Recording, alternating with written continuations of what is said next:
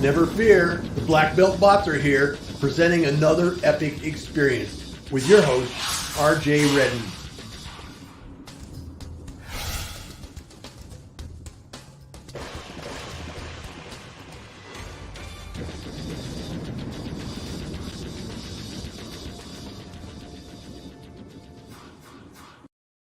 Greetings, grasshoppers. Hello. Today is the day because today I've got a positive force in the world for marketing. Most of the marketing people I know, you meet them and you think, oh, this is going pretty well. And then you get a course or something, and then they say the inevitable. Better spam their email inboxes. Better, you have to be heard. You have to be heard. And you've got to slam them over the head with your presence. I long to meet that kindred soul out there who thinks it don't have to be that way. And in fact, you can be really, really successful on community and connection as opposed to what all the other folks are doing out there. And I may have met my match, or it's a match made in heaven. It's one of those. Anyway, figure that out for yourself. Meanwhile, we'll bring up Russ Hedge. Russ, hello. How are you today, my friend? Oh, RJ, I am so good. I am so good. I am just blessed and honored to be on your show. I finally made it. I have made the big time. The angels are singing. They better. Anyway, well, tell us who you are, what you do, everything. Well, let's see. That's a really good question. Who am I? I am your marketing coach. I am a keynote speaker, and I'm your inspiration specialist. My job and my purpose in life is to inspire and encourage you to live a purpose-driven life of significance. And what do I mean by that? I want you to be a world changer. I want you to be a difference maker. I want you to do the amazing things God has created you to do. And how do I do that? Well, I tell you what, I talk to people all day long about connection and community building and why that is the foundation of any good marketing plan, any good business, and really any good life, because it is so important to have that good foundation. A good friend of mine, I think the friend's name was RJ, if I remember right, said that without a good foundation, any house or business will come crumbling down. And that is so true. And so I am just blessed and honored to be able to talk to people about that and make lots of friends and connections like you, RJ. Well, I'm just so happy to meet someone who is so just every time I talk to you, Russ, there's an excitement and an enthusiasm. It's like you're coming from a place of, like you said, inspiration and doing good in the world and excitement rather than the fear of not being loud enough out there. What made you want to become the inspiration guy? Well, really, I got to be honest with you. God blessed me years ago with a personality that I just am kind of the upbeat, happy, fun guy. I mean, that's really my personality. I'm very outgoing. I love life. I love people. I love being active and busy and helping people. And I love inspiring and encouraging people. In fact, I love it so much that I'm a firm believer that, if you're having a day where it's just not really happening, you're not feeling it, the best way to improve your life is to go out and reach out and encourage somebody else, inspire somebody else. Yep. The best way to lift yourself is by giving to somebody else. And so I was blessed with that personality. My mama, she just passed away a little over 3 weeks ago. And I have so much joy and great memories. My mom was amazing. And I ended up getting her personality. She was like me, woohoo, always fun, outgoing. And she taught me just how to love life. And I had two great parents. Really, both my parents are both gone now, but they both were amazing. And they really instilled with me to enjoy life. And that is why I love to inspire and encourage others. Beautiful. Well, you are the party personality. Whenever I see your name on my schedule, I'm like, yes. Sometimes people like to be very serious, and I always, try to match that tone when it needs to be, but it's always a party with Russ. And well, so let me ask you another question. We talk about you as a marketer being a positive force in the world. What made you kind of center on let's talk about marketing? Okay. Well, I'll tell you, it's really interesting because I have always loved sales and marketing from the time that I was a little wee one. When I was in Cub Scouts, I was working to be the top candy salesman and marketing Cub Scouts. And when I was a little bit older, I was marketing things in my high school. And then I got into college and and I was always wrapped up in these things. I was also always busy kind of marketing myself because I loved music, drama, performance. And I was just a super active guy. I mean, I was the kind of guy in high school that was in 3 sports, in all the music programs and all the dramas and all the shows, all that stuff. That was just my thing. I was loved being active and doing stuff. And that was always how I was. So it was kind of natural for me to want to be around people and to do, things in sales and marketing. I went to college. I went to Oregon State University. I live here in Oregon, and I graduated with a degree in communications, which was handy for me. I'll be honest with you. I had one of those wild college careers, and by the end of it, I met my beautiful wife, and we were slated to get married 6 months after I graduated. So I buckled down and I grabbed the easiest degree because I had kind of been floundering in college. I grabbed the easiest degree to graduate and get out of Dodge. And so I did it because I wanted to get my college degree finished since I'd put all that money into college. And I ended up going into communications because honestly, my counselor told me this will be the easiest thing for you to graduate here in the next 6 months. And I said, great, let's do it.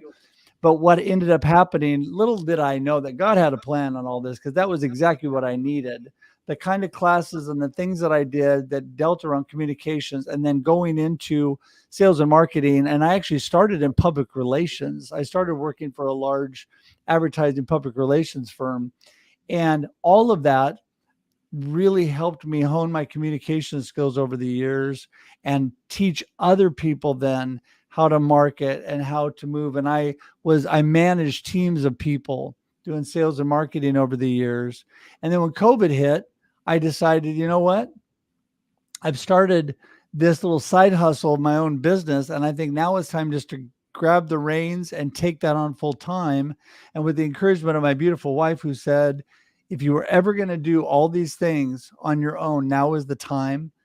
Do your business, write your book, do all this stuff.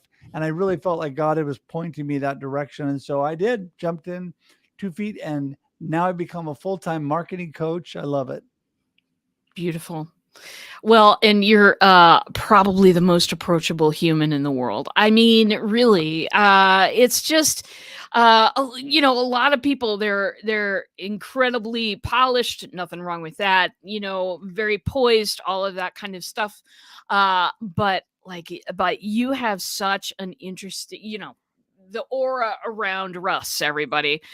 This is what I'm trying to explain on a podcast. Yeah, it's funny, but one of the things I think that struck me most when we have had our conversations back and forth is that, what you just said about selling and marketing was around way before the internet. I mean, I think when I was a kid, I was selling candy for extra cash at school. Mhm. You know what I mean? And like Oh, yeah. years and years later, I accidentally got a job in sales. I was designing kitchens at Home Depot. This was a long time ago indeed, my friends. Yes, I wore an orange apron for a living. Don't judge me. Or do, but don't talk to me about it. Anyway, I got this job and I was telling a friend of mine, and I got this job at kitchen design. I'm like, this is great. I can use all the software that I've used in theatrical design and everything. And then 3 months later, they come up to me and they said, well, here's your quota. I said, quota? They said, yes, this is a sales job. And I was like, oh, I tried to play it cool like I totally knew, but I totally didn't. And I was reacting in surprise with a friend of mine. And I said, I don't know how I accidentally walked into a sales job. I'm not a salesperson. She said, the hell you're not. Uh, she laughed. I didn't know, I mean, to me, sales and marketing is all about the art of the invitation. Yeah. And how can we invite the appropriate people, deeper and deeper into our circles? I just, you kind of, I mean, a lot of us are born with that innate ability to tell somebody about our favorite restaurant down the road, or, with me, it's my favorite software. So I don't know. That's one of the things that struck me, is that people do tend to think of selling as a mask that they need to put on. How do you deal with clients that have those kinds of feelings? How do you encourage them? Because I know that a lot of my listeners, occasionally have that problem. What do you say to folks that just they reach this stopping point where it's like, now I have to put on a face to do this? Well, I think people are really looking for authenticity. And I think that people have given sales a dirty name. It's like sales is not a bad thing. It's the way people have gone about it. It's the used car salesman approach. It's the LinkedIn. I love LinkedIn, by the way, but it's a LinkedIn person. You say, hey, let's connect. And the next thing they send you is the 15-page sales, pitch that they want. It's not really. So here's what I try to tell people. People want authentic, real people that are providing solutions to problems, right? That are there to help them. But what they really want first is to be able to connect and build community. This is where the foundation of everything that I think people should be doing in life, but definitely in business and their sales and marketing. This is where the rubber really hits the road. I mean, what is your real intent for working with people? Is it only to make a quick buck? That's your used car salesman approach. You want to get in, make a quick sale, get out. That's never a good thing, because in most all industries, you really need people want to really get to know who they're working with, get to know who is in this process with them. I teach people, we've all heard of the know, like, and trust factor, right? And you get to know people and they get to like you, and then they get to trust you, and then maybe they'll do business with you at some point, or maybe not. Maybe they'll just tell everybody else about you and refer you and spread good word about you. That's perfectly great too. But it's not a step ladder. People look at it as a step ladder, the know, like, and trust. It is a wheel. It is the know, like, and trust, know, like, and trust, know, like, and Yeah. trust. It's a continual process. And so when people look at and they say to me, they don't want to be salesy, they don't want to be a salesman. But if you have a business and you have a product or service that's a solution for people that can help them, you've got to be able to sell it. And selling is okay if you're not doing it in, a sleazy kind of a way. If you actually are really, your intent is to get to know people, learn about them, and help them with your service or product. People are looking for that. They need that. And so when you get to that point where you're really building community, connecting truly with people, the sales part really kind of takes care of itself and becomes a lot easier, because then you're not having to hammer down and convince people.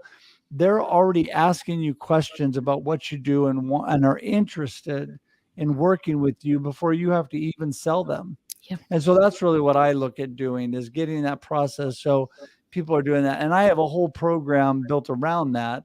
But that's really where I think it's important to start with that foundation of connection and community building.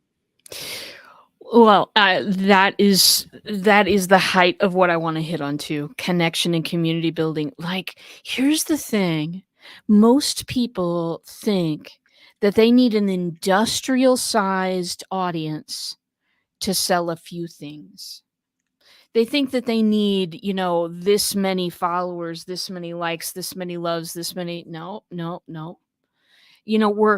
At one point it was like that, and I get it, but social media is not new, and people are looking for more authenticity, more community and connection. It's hard, it's too hard really to do it alone. And if you have some people that are like-minded, that have maybe gone through or are going through some of the same stuff, going through it together is so much easier. Oh yeah. So what was that moment that you just looked at it and went, we're going on connection and community going forward? What made you decide that? Well, I mean, I always learned that when people were in lockstep with each other, heading the same direction, that so much more was could be accomplished. I've always been a big fan of we are better together, that we grow together, we move together. People get into this, you hear the competition or collaboration over competition phrase. I really believe that's a good thing when we start to collaborate, work together instead of just competing with each other. Friendly competition is good. That's a fun thing. A little bit of friendly competition, pushing each other, helping in a positive way. That's a good thing. But really, it boils, even in that process, you're really collaborating. You're really working together to make each other better. And a good example to that to me, has always been the McDonald's, Burger King, Wendy's theme. Where do you find McDonald's, Burger King, and Wendy's in most towns? Right next to each other. Yeah. Think about that. You find, and where did malls start? And all this stuff where all these businesses started coming together, and a lot of them were like type businesses. But what did that do? You get good quality like businesses grouping together. It draws people. They all rise together. They help each other out by drawing people and bringing people in. And they don't, the little bit of competition doesn't hurt them. It actually helps them. And this is where the whole concept of collaboration is so important, I think. And when you work with other people, back to your question, you're always going to do better. Let's say RJ, let's say you and I do exactly the same thing. We don't, but let's say we do, right? I want to bring you on, and I want to champion all that you're doing with my live streams. People ask me at the beginning, why are you having other coaches and marketers on your live stream? I mean, aren't they like your competition? And they go, hey, I don't even look at them that way. I figured that if I can learn from them and I can become friends with them and we can learn and grow together and support each other, it's just making me better. When I have marketers and coaches that I support, they turn around and support me. They're telling everybody this guy is amazing. I'm going, no, they're amazing. And we're just like having this war on who's the most amazing. But the whole thing is it's fun, it's uplifting, and it makes people think. When you say those kind of things, RJ, they look and they go, I really like this RJ person. Yeah. Because RJ is very positive, uplifting, thoughtful, and not ripping other people down to be a better person, actually lifting other people up, and we all rise together. When we lift others, we all rise together. And I truly believe that. Well, and not only that, you've experienced it and you continue to elevate that experience by handing it to others. Right. It's, at some point it becomes an unstoppable force. At some point, there's so much positivity in your business that it just can't run any differently. I think a lot of, beginning entrepreneurs, they miss that because there are so many, other people demonstrating the opposite, I think. I think you're right.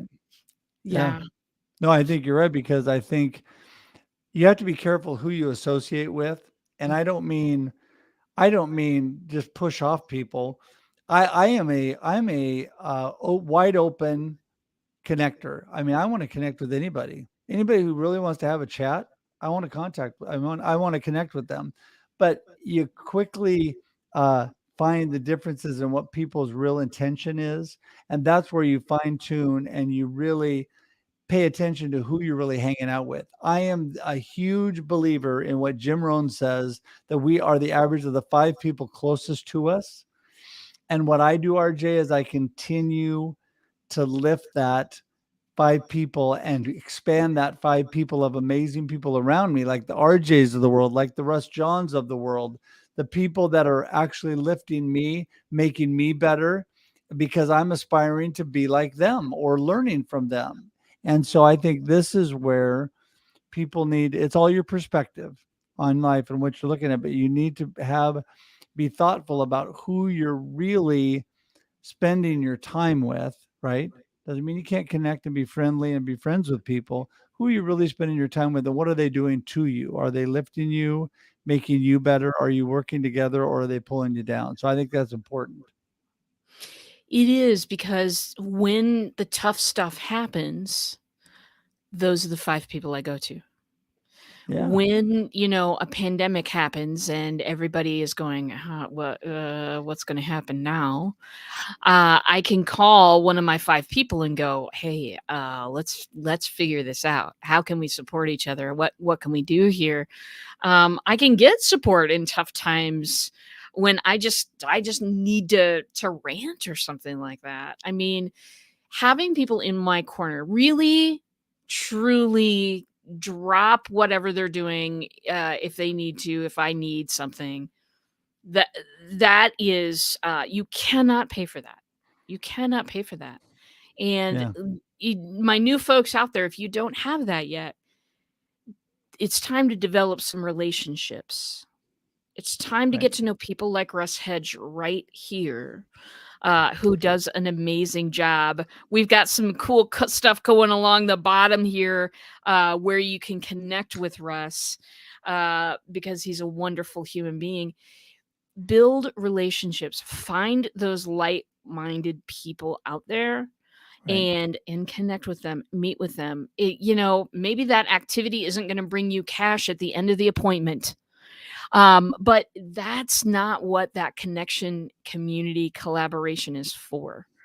Right. That stuff is so much, when I started my business, they're all like, write a business plan. People, Black Belt Bots doesn't have a business plan. I'm just going to announce that. I mean, there are all these things that you need to get ready. But I find your list much more, something that can be done, and so much more right up my alley. Build those relationships. Right. Right. Well, what is your really true intention with life? Because I think, are you really trying to be a better you? Are you trying to be a better RJ? Am I trying to be a better Russ? That's what we have control over. Are we growing and improving ourselves? And what makes us better? Does treating each other kindly and working with purpose in life and really moving forward, trying to give and lift others, does that make us a better person? Absolutely, it does. And Yeah. so if you're just improving yourself and making yourself a better person, that alone is worth the process. Now, I understand, there's some people you can work on all day long and that could suck the life out of you after a while. So you have got to be thinking about, where you're spending your time and be thoughtful. But this is something, RJ, you and I talked about.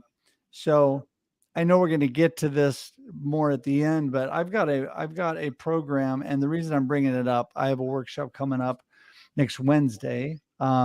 And the reason I'm bringing that up is because the workshop is called Successfully Transform Your Business in 3 Simple Steps. What I've really tried to differentiate with people when I talk about this too, I used to confuse this all the time. Simple and easy are 2 different things. Simple and easy are 2 different things.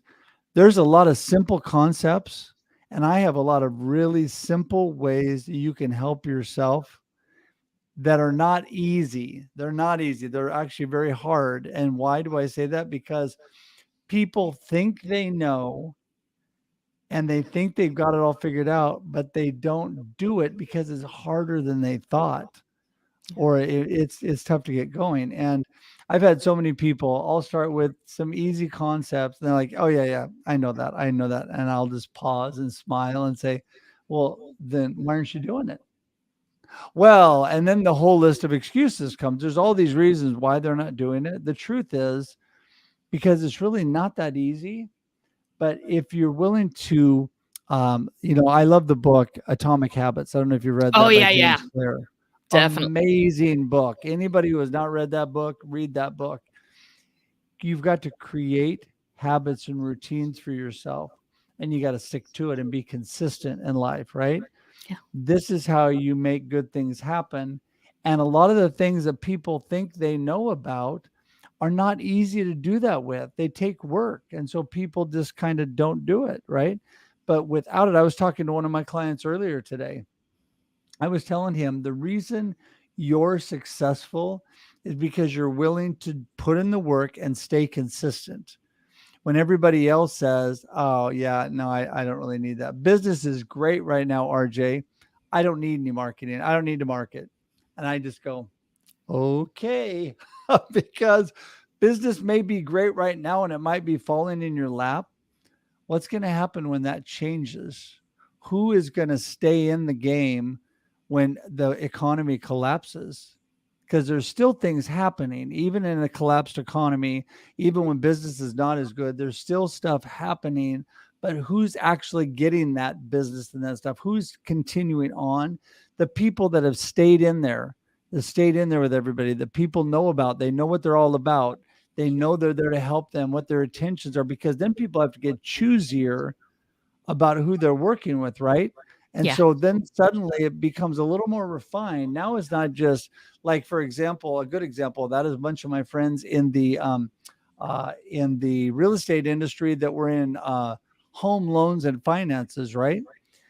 When things were so great before the last couple of years, the refis were going like crazy. I mean, like my friends in that industry told me, I don't have to do anything. Business is falling in my lap. It's amazing. I'm making money hand over fist.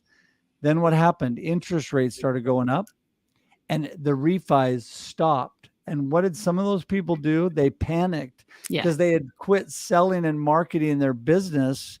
And what they did as far as helping people with homes, they were just taking the gravy train with refinances, right? And that stopped. So what do you do then? So these are the things that, I just think people need to be thoughtful of.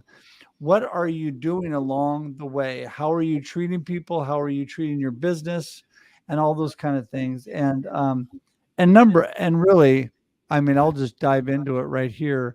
How are you treating yourself, right? You and Mm. I talked about that, RJ. How are you treating yourself? My number one step on successfully transforming your business is taking care of yourself, connecting to yourself. And that's so important because if you're not aligned, right, RJ, like you and I talked about, if you're not aligned and you don't have your act together, what's going to happen? That your foundation is going to crumble. That's absolutely the truth. And it's so hard. It's so hard to sometimes talk about that with people who are like, I gotta get something in. I gotta get something in. What do Yeah. I do, RJ? And I call it enroll one. Before you go out to the world and try to enroll them into your services, products, or whatever, you need to start right here, right now. Do you love it? Do you love it? Because that makes such a huge difference. And in your path here, connect with yourself. What it is that you want. Don't Yeah. connect to what other people want. I am so tired of looking at a feed and seeing people speaking near waves, and you know what I mean? Like the whole thing.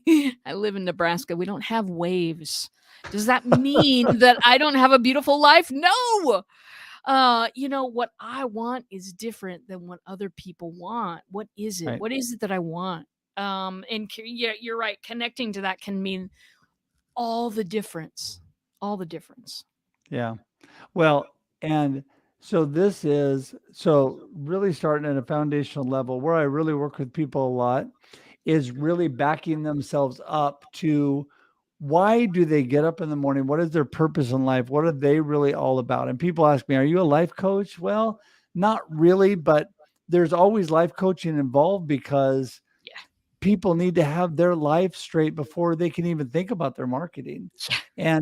And what most people do in life, business, coaching, all of that is they leapfrog themselves. They're already looking for how to connect to others, which is not a bad thing, by the way. That's a really good thing. How to connect to others and how to systemize their business, right? To make themselves money. Those are really, really good things, but not when you're leapfrogging yourself. If you're falling apart, if your health is falling apart, if your marriage is falling apart, if your family is falling apart, if your life is falling apart, if you don't feel good about yourself, if you're having, anxiety is a huge issue nowadays and Yeah. mental health. If your anxiety and mental health levels are crazy and you just can't, you're so overwhelmed with life, you just can't even move forward, but you're hiding it. You're trying to hide it and be the happy business person, right? If that connection to yourself is not happening, if you're not aligned, everything else will crumble. Just like we said, your house of cards will come crumbling down because the man who, it goes back to a very biblical concept, the man who built his house on sand, when the winds and the waves and the storms came, it washed away. There was no foundation. But the man who built his house on rock, a solid foundation, stood firm, right? Think about that. If you're building your business on a solid foundation, which is you cannot disconnect yourself from your business. You will be much more successful. You will be successful. But if you do not have that foundation, look out. That's where the problems come in. Yeah. Absolutely. Well, so this is the epic engagement adventure. Tell me a little bit about how you engage your audiences. Wow. Well, really good question. I'll tell you what I do. I do it in different ways, actually. Um, a lot of it, the way I engage people is by being engaging, right? If you want, I think it was might have been Zig Ziglar, or it might have been John Maxwell. I can't remember. But if you want people to be interested, be interesting. If you Yeah. want to be encouraged, encourage other people. There's all kinds of statements that say basically what you give out, you're going to get back. So if I want people to engage with me, I engage with them. I don't sit here waiting for everybody to come knocking on my door and engage with me. I engage with them. And does it sometimes do you engage and get nothing back? Yep, it happens. You've got to realize you can't control other people, but when you form habits of really working and engaging with people and blessing other people and giving to people and doing what you do, slowly but surely, one step at a time, it starts coming back to you. One step at a time, people start stepping in and saying, hey, here I am. I want to engage with you. I want to be part of your process because I like what you're all about. It slowly happens, and people just have to be willing to be consistent and hang in there. That is how you gain engagement. Engage, like if you want to be on social media and have people engage with your live stream and other things, you got to be busy engaging with them. You got to Yeah. do that with expecting nothing back in return, and sooner or later they'll be going, hey, I like this RJ guy. I'm gonna just go ahead and engage back with RJ. Exactly. Yeah, Be the one who gives first. yeah, You're not always going to get something back, but the no, spirit of engagement is right there. It's reaching out your hand. It's saying, "Hey, the water's fine. Come join me. We got exactly. cool things going on." So I don't know how anybody could have a cooler guest than I have today, Russ Hedge. Any final words of wisdom for the people? Well, the main thing that I would want people to remember today is life is really up to you. I mean, it is. One of my favorite phrases is life happens and then you choose.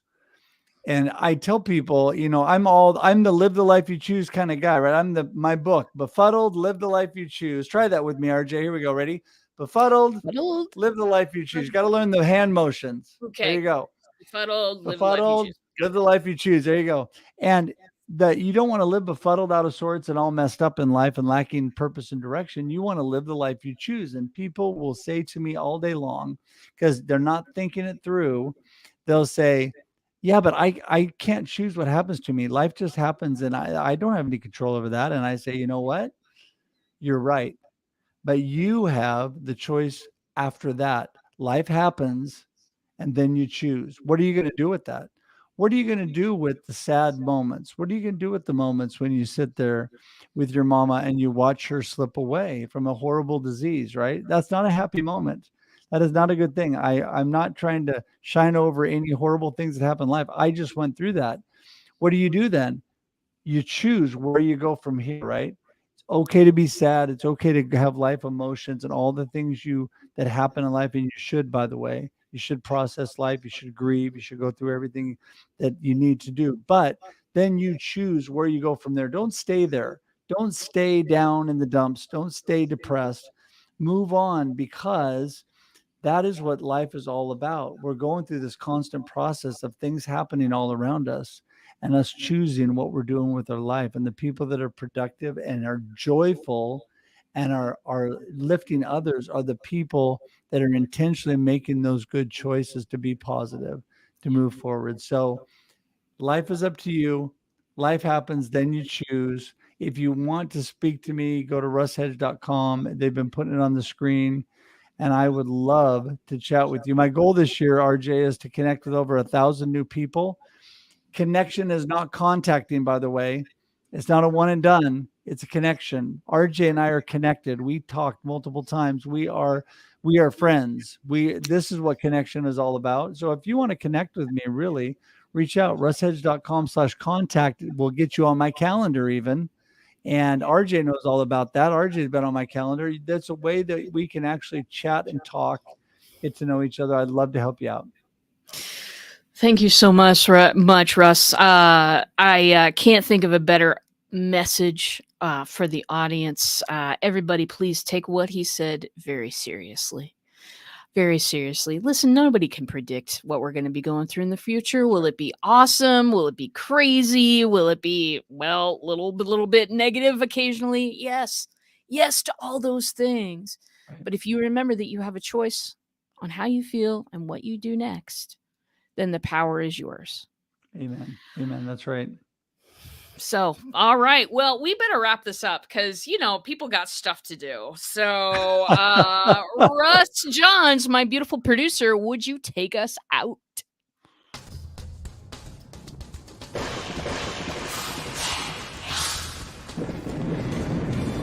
Never fear, the Black Belt Bots are here, presenting another epic experience with your host, RJ Redden.